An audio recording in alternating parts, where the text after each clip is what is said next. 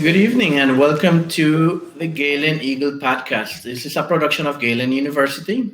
I will be your host for this season, of the Eagle Podcast. This is season 3, episode 1.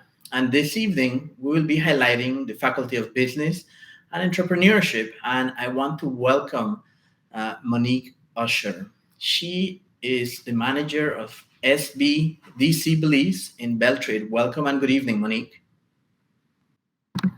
Hi, good evening, Maynor. It's a pleasure to be on the Galen Eagle Podcast. I'm excited to talk about the entrepreneurial ecosystem in Belize. Perfect. Thank you very much. And thanks for being with us tonight. I wanted to highlight, the topic for tonight, like you mentioned, is going to be highlighting the ecosystem of entrepreneurship, the challenges, the marketplace, how it has shifted perhaps pre-COVID, post-COVID, and also what are some of the opportunities out there. So let me get started. One of the first questions I wanted to ask, if you could maybe uh, paint a picture of what entrepreneurship has become in Belize. I know you have a large experience nationally with several entrepreneurs, and you've been doing it for several years. So if you could maybe give us a macro perspective as to what it is to be an entrepreneur in this day and age. Excellent. That's a great question to get started with. An entrepreneur is basically someone that looks at a problem, sees an opportunity, pulls the resources needed to start that business, whether it's a service or a product that you're looking at offering to the market. So we often think of entrepreneurs as problem solvers. And if we look at our Belizean economy, micro, small, and medium-sized enterprises employ roughly around 70% of the majority of the labor force and contribute significantly to the country's gross domestic product through economic development. So we do know that the work that entrepreneurs do is valuable for our Belizean economy. So that's something that's very important for us to acknowledge. Perfect. Thank you for that. And I think it's also, you mentioned a couple of very important things. One, entrepreneurs do have a trickle effect in the economy, like you mentioned. And it seems to perhaps the public eye that entrepreneurs most would usually start more of an informal structure. Um, and as they make their way forward, as they grow, they become part of the formal economy. How have you seen that shift happen? Especially because I'm sure you've seen several entrepreneurs grow throughout their business life. So tell us a little bit about that. Sure. An important thing for us to note why people choose to become entrepreneurs. The most common reason being one by necessity. And these are individuals that are looking at a way to generate livelihood for their families. And so they might have a passion, a specific skill. And so they venture into entrepreneurship. You have the second tier of entrepreneurs, which looks at opportunity. So these are individuals that see something within the market that's lacking, and they decide to provide a solution to address that deficiency that the market has. I know an example of opportunity. We saw recently a boom with the courier services. And again, they're not just looking at providing delivery, but they're offering solution to a pain point for a lot of people. We might not have the time to go out and do the errands that we have. And, these individuals are addressing that issue that, the market is facing. So that's something important to point out. Thank you for that, Monique. I also see, you mentioned something key. Perhaps let me take it in two steps. One, you mentioned that entrepreneurs fill the gap, right? Or they go into entrepreneurship based out of necessity. But is there like a third option? And I'll give you an example, right? Like in other countries, there are, conferences or labs, right? Think labs I know in Colombia, Google, I've been to a couple of Google think tank labs, and it's basically fostering that entrepreneurship. So it almost seems like other countries, and tell me if I'm right, you have a lot more experiences with this, but other countries actually um, make it almost like a course curriculum within their university level and even secondary level education. Have you seen, or is that the direction is perhaps is trying to emulate in the near future?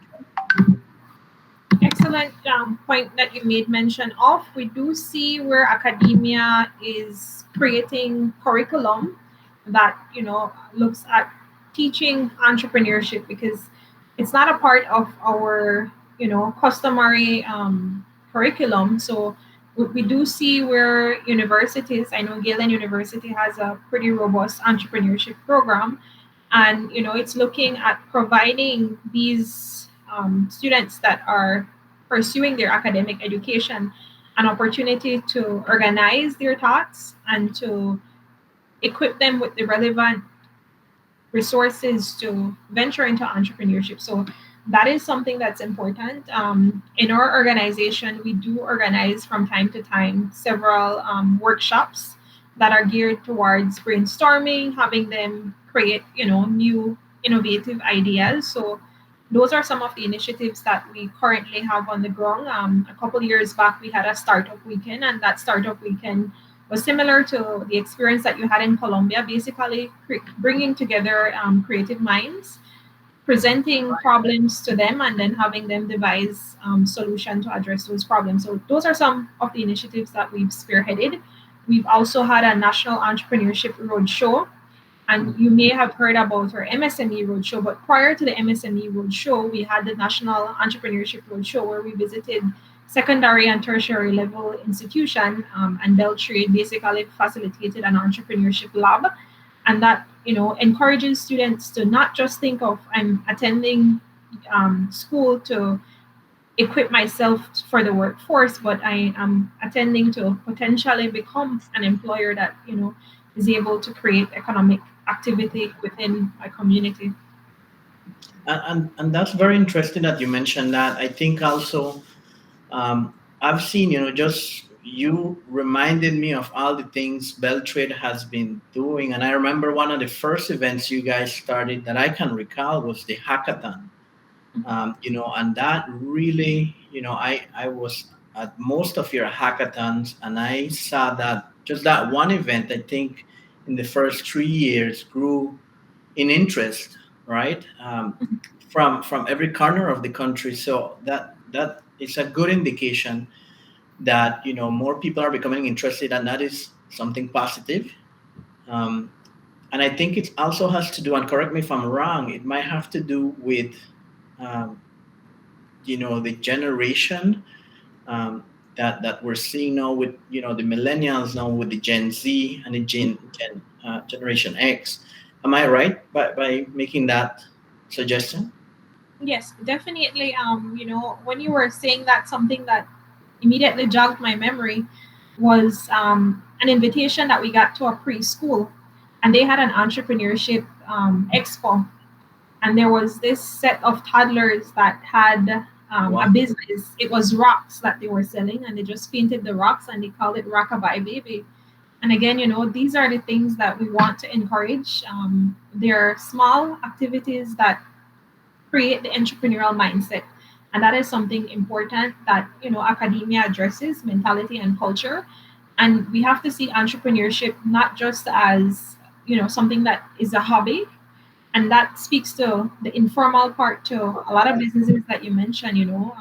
It's important. Our role at Beltrade is to have these individuals see this activity that they're doing as something that's generating income, that's creating employment, and it's satisfying a need that the market, wants to be addressed. You're right. And one of the things that I also have worked with several small and medium entrepreneurs, and I think the biggest challenge they see is taking, for lack of a better word, that leap of faith, right? Jumping head on and doing what they want to do, whether it's because of a need or whether because it's their passion. And a lot of them tend to transition from that 8 to 5 and that side hustle. Um, but what would you say would be the best practice for somebody who's they don't have a support system, they don't have a big investor, but they want to be successful, right? And they're working hard to be successful. But it's difficult. It's a difficult marketplace, right? There's always someone who does it for cheaper. There's always who can do it faster. But what would be, from your perspective, what are some of the challenges that entrepreneurs in Belize face now? And perhaps what were some of the challenges they were facing pre-COVID? Excellent. You're mentioning this now, and I'm remembering that today, SBDCBelize is actually celebrating 10 years of our existence as a technical unit at Beltrade, and we've supported several aspiring entrepreneurs. We've had people who have come to work with us who just have an idea and who just have a product, maybe something that they've been doing as a hobby, and they want to take it to the next level. And so my encouragement to these individuals is to, test the market, put the product out there, see how people respond to the product, the feedback that people provide you on the product or service that you're offering, take that into consideration. If these people form a part of your customer segment, you want to take whatever advice or feedback that they're providing you into consideration to revamp the product. So, you have to get the product out there into the market. Oftentimes, there's a lot of debt by demo. You don't put the product out there because there is this fear that the market will not respond positively to it. But you don't truly know until you actually take that leap of faith, like you mentioned, and you put that product out there. Some of the challenges, people face, and when we're doing the advisory service, it's not just looking at the technical assistance, ensuring that they have the product development in queue, looking at the finance. Sometimes it's addressing some of their own personal limitations. So that is something that we have to scratch to get them to understand that perhaps that imposter that lives inside them is just there to, encourage them, but they have to overcome whatever internal limitations they may have that is not allowing them to pursue an entrepreneurial path. Yeah, you're right. I think over the years, I've also seen, and perhaps not a lot of people may be aware that, you guys do provide that hand holding, if you may, which is a good support system for a lot of entrepreneurs, right? And, just talking from my own experience, my parents never supported my business. Uh, and I think it was also part of lack of understanding from what I wanted to do, and so it was very difficult for me to get started. But at the same time, I had also approached Beltrade in the beginning, and I did get some support. Whether it was simple things like putting a media kit together, or the pitching courses that you guys offer. I think all those things are very essential. And I think one of the most important parts that you guys provide, and correct me if I'm wrong, is that mentorship. I think every entrepreneur needs a mentor to be able to bounce ideas that may very well cost an entrepreneur um, to make it or break it, right? But tell us a little bit about some of the services also Beltrade extends to these entrepreneurs to be able to assist them in that journey to becoming successful. Excellent. When it comes to the services that we offer at SBDC Belize, which is a unit of Beltrade, the first primary service is business advisor service. So if you're someone that just has an idea and you would like to know how to get that idea off the ground, we provide the assistance. We, like you mentioned, do the hand holding, share with you what the formalization process takes. We have you do market research to see if this product or service that you're looking at offering, if it's something that the market needs. If it's a product or service that's saturated in the market, we want to have you look at what will make you unique and stand out in the market. So we do those types of exercises. We also have trainings and capacity building, which is the second tier of service that we offer at the center. And so we have an annual training calendar that we offer different training topics: startup essential, marketing and sales, looking at introduction to financial statements. We have some courses on human resource management because when some small businesses are looking at hiring individual, you want them to hire smart. So those are some of the different training topics that we offer. And the success of our unit and Beltrade's push to MSME development has been through partnerships. So we do also have different government agencies that come in and offer capacity building in areas of tax planning, looking at social security, looking at the LIPA, product development, and the like. So those are the two core services that we offer. And, we have a system that allows us to track our interactions with clients. So from the day that you become a client of the center, we have a history with you. So there's continuity. We know exactly what it is that you are planning on working on. And again, the advice that we offer is based on consultation that we have with you as the client. We have years of experience with supporting MSMEs, but our role and focus is to understand what your vision for your business is, to see how we can align and support you in accomplishing that vision. Perfect. And I think that is more geared toward the smaller entrepreneur. But there's also, and I think we haven't talked about the medium-sized entrepreneurship, which might have more capital, which might be tapping into a bigger market, which may be looking to export. Do you guys also provide assistance to that type of entrepreneur? Sure. When it comes to the tier classification, I think it's important for us to share with the general public how the classification works for micro, small, and medium sized enterprises. In August of this year, we launched the MSME strategy and it was revamped. So the Prime Minister of Belize launched the strategy. And we looked at reclassifying micro, small, and medium because previously we looked at employment size, annual sales, we looked at their capital expenditure, and we also took into account their manufacturing space. Now, for micro enterprises, we're looking at businesses that have less than 5 employees and generate less than 100K in annual sales. We're looking at small, 5 to 20, over 100,000 to half a million in annual sales. Medium, we're looking at 21 to 51 employees, half a million to 4.5 million for medium-sized enterprises. And when it comes to the component to export, like you're mentioning, the more medium-sized enterprises that are looking at scaling up and entering a new market for their products or services, we have a sister unit, Export Belize.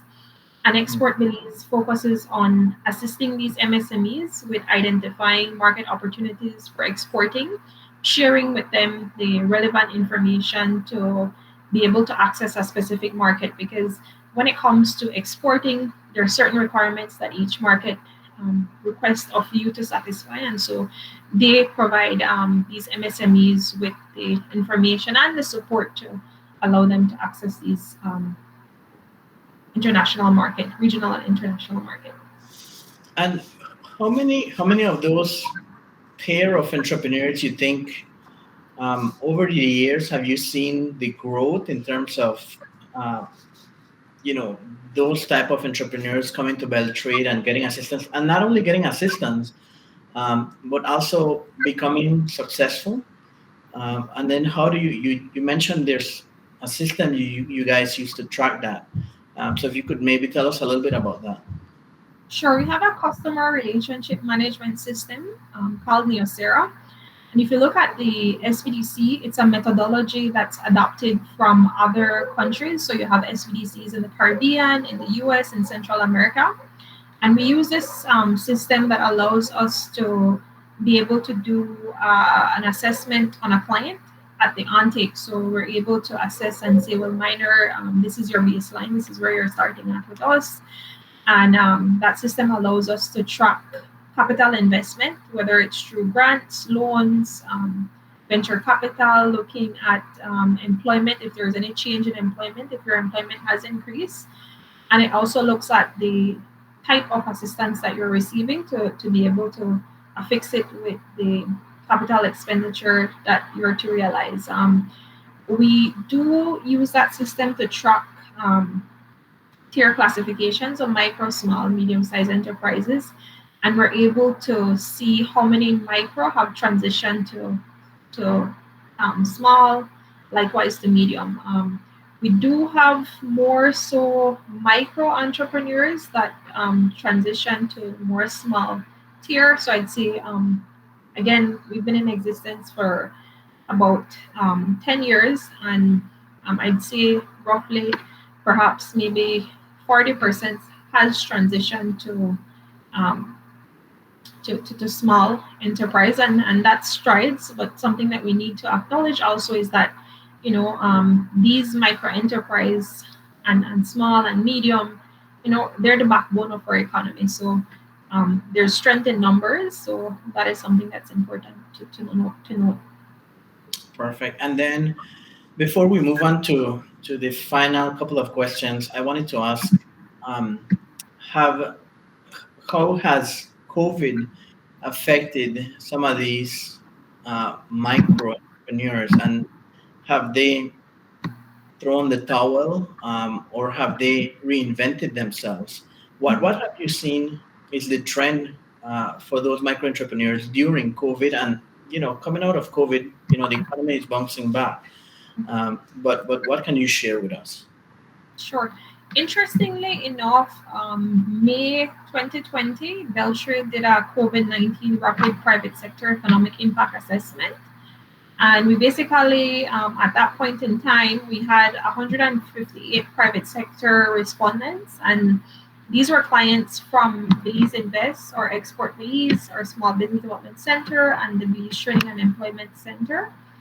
And we realized that from these respondents that we had, 54% were micro enterprises.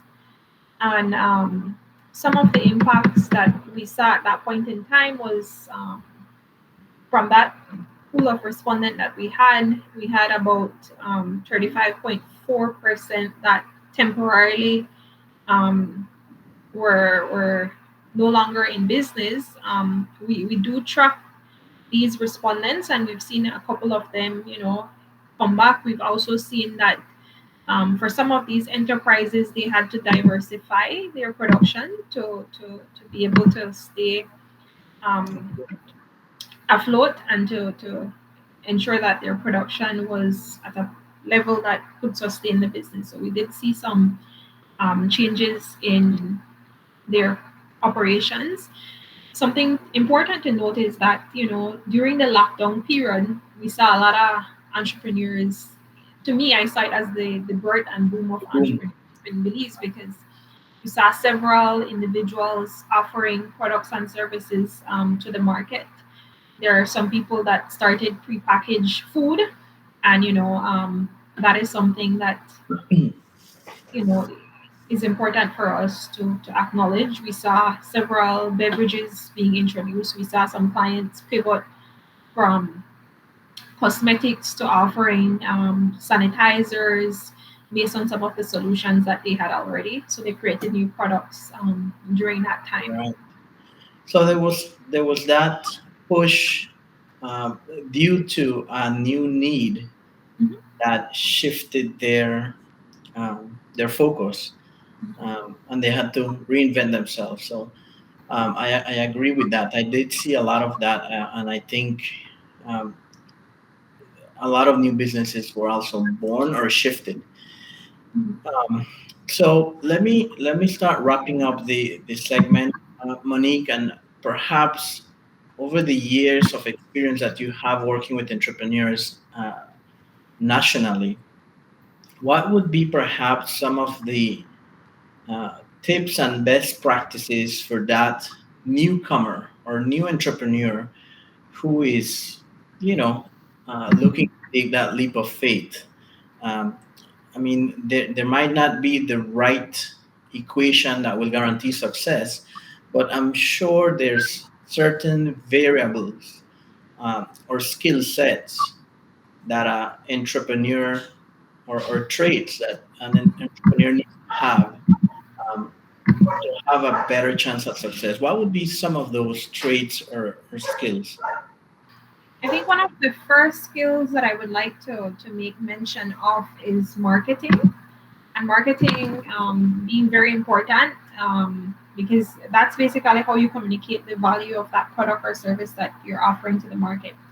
um, your product or service might not be one that's unique. It's not something that's new in the market, so you have to be able to differentiate yourself when you're looking at marketing. So in terms of marketing, you want to focus on product development. If it's a product or service that you're offering, you want to ensure that that product is unique. You build a brand that people, are able to connect with, and that allows you to, have that be a selling point for your business. So focus on that, I'd say. Cash flow management is something that's very important. A lot of businesses run into issues, especially when they're looking at scaling up. They want to access finance, but because they did not have that discipline in putting their books in order, it does affect their abilities to access finance. So I would highly recommend that, even if it's basic bookkeeping that you incorporate within your business, that's something that you prioritize to ensure that, at the end of the day, you're positioning your business to um, be in its best financial health in the market. And again, that is something that is extremely important to allow you to be sustainable in your operations. Perfect. Thank you. And just to maybe recap what you mentioned, so you need to be able to communicate, have really good communication skills, have a unique selling point. I think that's what you mentioned. And I think one of the things that I have seen, and I'm guilty of it, is, you know, because it's your baby, and I've seen this happen to a lot of entrepreneurs, friends, and friends, is that you need to maybe remove those goggles and look at it as it really is objectively. And I think that from an entrepreneur's point of view is very difficult because this is your baby, you created it, so you will be subjective to it. So I agree with you in terms of communication, having a unique selling point.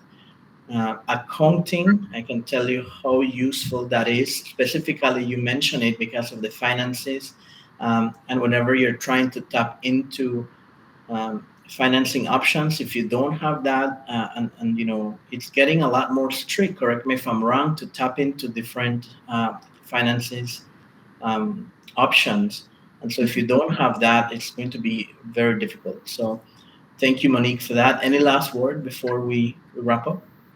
Sure.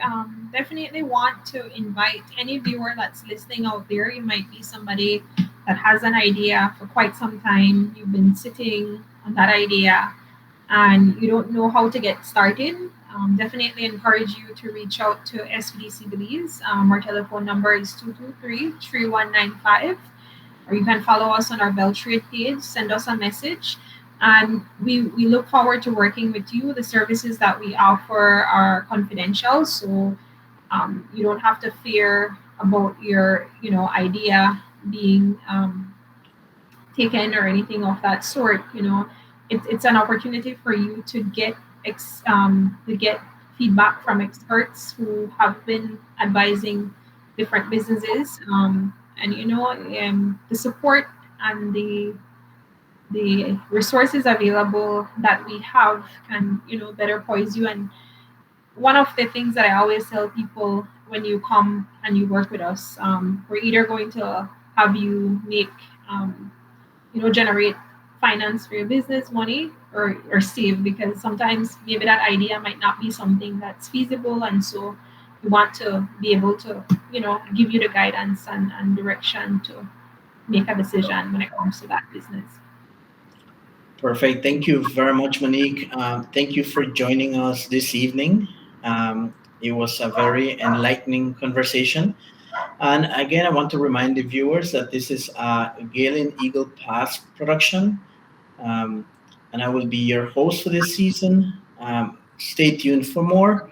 And thank you and good evening. Thank you once again, Monique, for being here with us. Thank you too.